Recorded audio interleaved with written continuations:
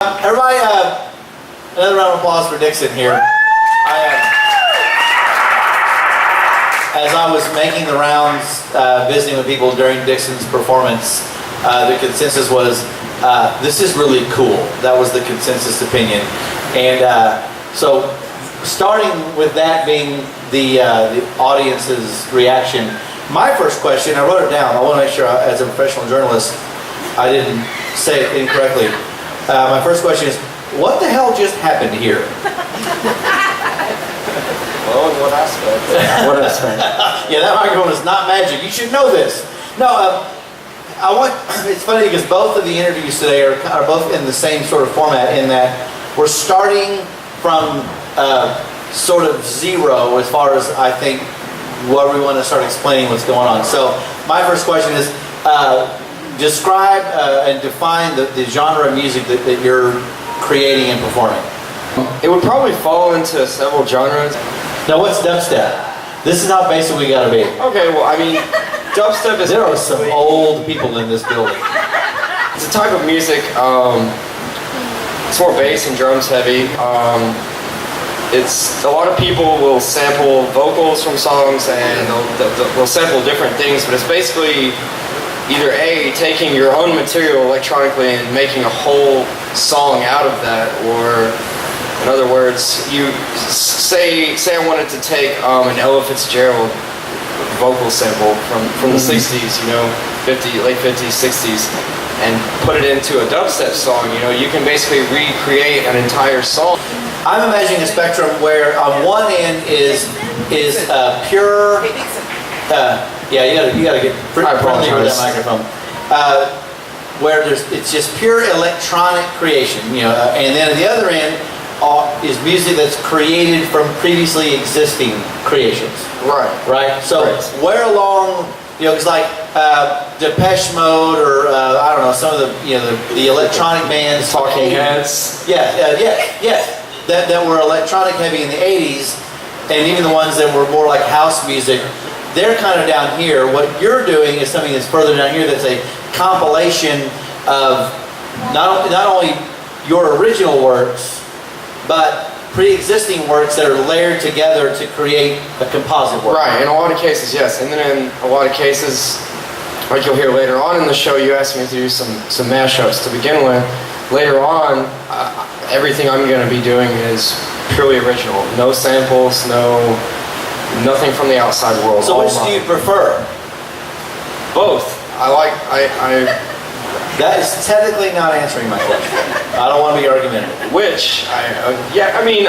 Obviously the creation side of it, the cool thing about the mashups is you can take a vocal sample and make it your own song. You know, you can take, as long as you got the beat, you know how to transpose. Well, I don't want to give the wrong idea, because we had a little pre-interview last night.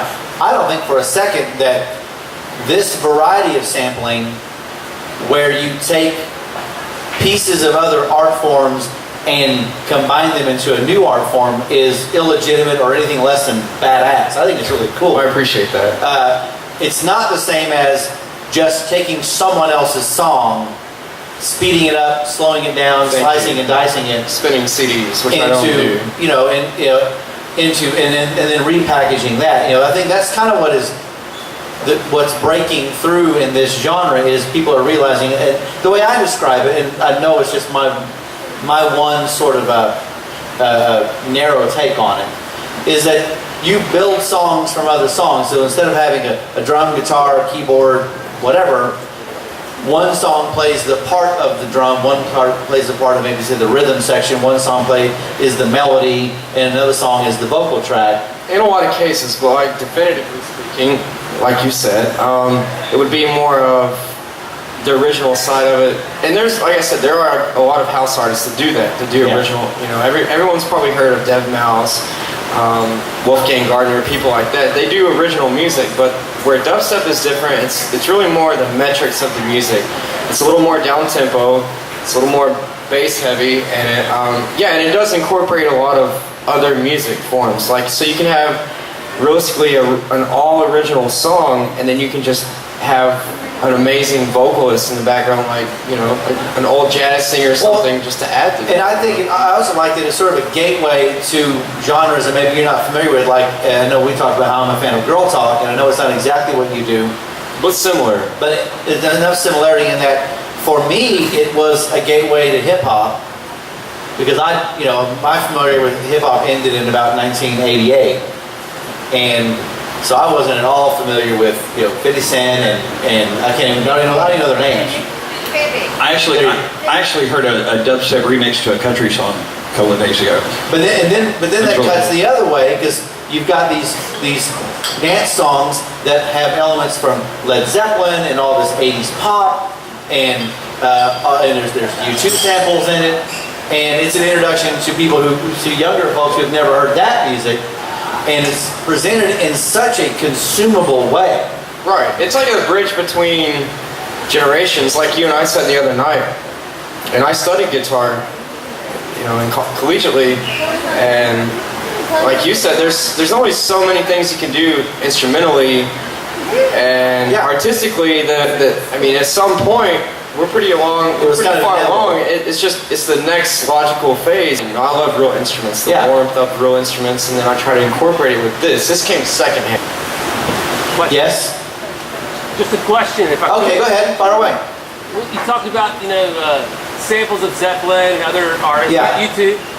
Seems like you kind of take advantage of existing hooks, right? Yeah. And everybody's already familiar with. Right. You don't take a part of a song that's like someone mumbling going into the bridge. Or you take a really monumental statement, and then you take, like I said, like the whole name of this EP is Danger Funk. So the song you just heard was a sample of Machine Gun Funk by Notorious, the very beginning, and then I make the beat is from there forward is mine. Right. Program by myself. Right. And then I take the vocals from Busta Rhymes, the song Dangerous, and then pretty much made a funk type sounding song behind it, and then I take Common's vocals. You hear me mix the vocals up at the end.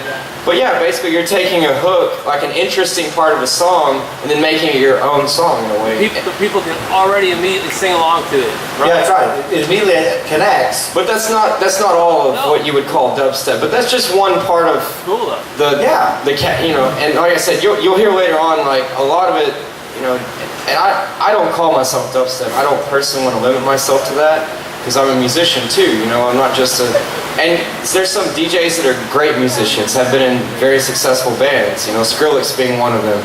But my idea is to kind of bring like an old Motown funk feel to a new, bass-driven club scene party atmosphere. And what I think is interesting is that across the entire history of popular music, and we'll take it back to even the 30s and 40s, artists, particularly within a particular genre, have always paid homage to the people before them in lyrics, in melody, in sampling. They've been sampling forever. Right. How many country artists have given a nod to Hank Williams? I mean, you can't count. How many? I'm sorry to interrupt you. How many new R&B artists have sampled old jazz and R&B slow tunes? And made in old school R&B, it was considered a matter of good form to mention. To either drop in a common lyric from previous songs or a reference to an artist. I mean, so there's really not anything new about that tactic. It's been going on forever, and that's why I kind of bristle at people who try to think that somehow what's going on with you or in this genre is somehow illegitimate or some cop-out. I mean, there's been bad music forever and there's been great music forever. Wait until you hear the original stuff before you say that, other people, by all means. Because there's great artists out there that are doing this and they don't touch anything that has ever been done before, and it's very legitimate, man. It's good music. And I agree 100%, but because the kind of music that you're doing is associated with what some old farts would call sampling. Of course, it was,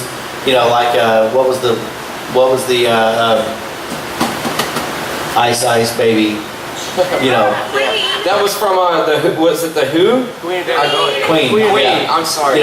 Queen. Just Under Pressure. Yeah, like just a straight up unacknowledged theft of an entire song. and it kind of soured some people's introduction to the genre, and they never could quite get past it. What kind of music were you doing beforehand, and how did you get from doing that to doing this? Okay, so when I was going to school at MSU, I was with a group called Three-Way Teal.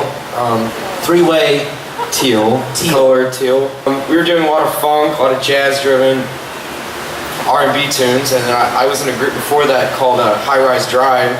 We were doing kind of indie, folk, blues type rock. So how did you get to this? I guess what happened was I kind of bought into this little interface, this little cheap interface, and I started recording guitar and vocals, and because that's, aside from this, I do that too. I sing and play guitar, singer-songwriter, and it came with a very minute light version of Ableton, which is what a lot of DJs doing dubstep run. Very, very introductory program. So I started getting on there, messing with it, making beats. So it wasn't a deal like you heard somebody else's work and you were like, I want to get into that. You sort of meander your own way. I kind of did, in all honesty. So what was the appeal? Just mere curiosity. And then I went to Colorado and I realized how big the EDM scene was out there, the electronic dance music scene. But I'd always listen to more old school, electronic bands like LCD Sound System, Depeche Mode, Talking Heads. And so it got interesting to me, and at that point I kind of tried to diverge my style a little into the dubstep side, but not too much, while keeping my own funk, jazz, Motown feel to it. Let me jump back to something here. How much of what you were doing in the first three songs was a live performance? Because I want to make sure that it's clear how much is pressing play versus how much you're manipulating either electronically or in some other way. 100% of it. There you go. It's not just pressing play. That's what I want to make sure we got out there, because I think that might be an easy misconception. No, I'm not pumping a CD in and but play. I want to make sure that, because when you're watching from the outside, if you're not familiar with what's going on here, I think that might be an easy misconception to read. Yes, ma'am. First of all, Kathy, you raised your hand, and God bless you for that. Go ahead. He lives in my house. Yes, ma'am. And each one of these songs, I've heard each one over 1,000 times in 10,000 different orders. Yes, ma'am. So I can tell you, it's not a secret. It's different every single time. So if you couldn't My hear biggest fan, thank you. That's outstanding. You can't do it without family. His sister. That's his older sister, his younger sister, who said that she's heard all these songs 1,000 times and heard 10,000 versions of the song. And to me, that does speak to that this is an original thing happening during the performance. I think that really differentiates it from what a lot of people might be thinking about electronic music. Is anyone else doing anything like this in town right now? No. Not like what I'm doing. The pool hall says no. Not like this. There's people that are kind of like we discussed the whole sampling other. They're all like, I'm a DJ. Yeah. Right. Thank you, my man. And another thing. Watch me skip to the end of a song. If you're standing with people that have their hands in the air the entire time, that's not a DJ. I'm spinning shit on my iPod. I love this guy.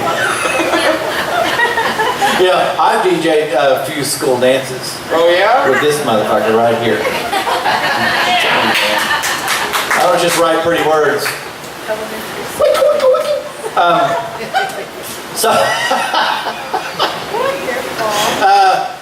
How can people find your music? I have a website that I have a website that actually went public last night. It's www.koda-music.com. That's Koda with a K. KODA-music.com. Right. All right. And we'll make sure we put it up as a graphic on the video.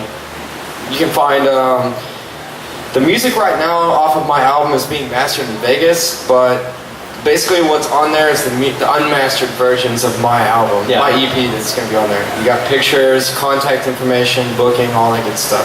Folks, a round of applause for Dixon Stovall. He's going to come on at the tail end of our show.